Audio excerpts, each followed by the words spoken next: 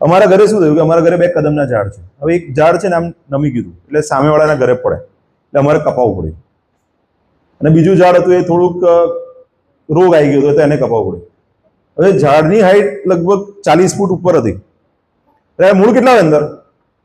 બહુ જ હોય ને. અમે ભલે કાપી નાખ્યું હતું પણ ફરીથી પાછા 20 ફૂટ ઊંચા થઈ ગયા છે. આખું મૂળ એકદમ નીચેથી કાપી નાખ્યું હતું પણ એ અંદરથી પાછું ફૂટીને તમે સમજો હવે મૂળ કાઢવા અઘરા છે ને, મૂળ નીકળે એમ. એટલે એના માટે બહુ ધીરજ રાખવી પડે.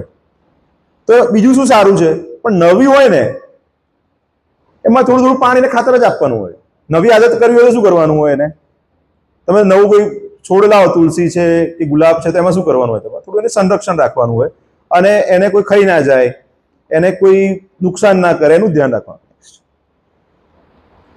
સો આપણે શું કરવું પડશે? આપણા ગોલ્સ અત્યારે ભૂલી જવાના.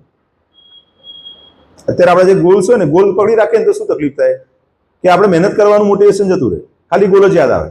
સપના, બસ એક વખત મારો પગાર આટલો થઈ જાય, એક વખત મારી જોડે કાર આવી જાય, એક વખત મારી જોડે ડિગ્રી આવી જાય, અથવા એક આ મેડલ આવી જાય, પછી શું? તો પછી કે આરામ કરીશું. થાય ને એવું? થાય કે નહીં? કે આ પ્રાપ્ત થઈ જાય પછી. એટલે એના કરતા શું છે, સિસ્ટમ પર કામ કરો તમે. સિસ્ટમનો મતલબ શું છે કે તમારું એક રૂટીન છે એવું બનાવી દો કે જેના ઉપર લાંબા ગાળે તમે કામ કરશો તો ગોલ્સ તો અચીવ થઈ જ જવાના છે. હવે નિકુંજભાઈ સાથે કેટલા વર્ષોથી, સૌથી જૂના સ્ટાફ કોણ છે જે વર્ષોથી સાથે હોય? મેડમ કેટલા વર્ષથી છો તમે? હા, 7 વર્ષથી. તમે 15 yearsથી છે મેડમ, શરૂઆતથી જ લગભગ. બરોબર છે. તો એમણે ગ્રોથ કર્યો કે નહીં?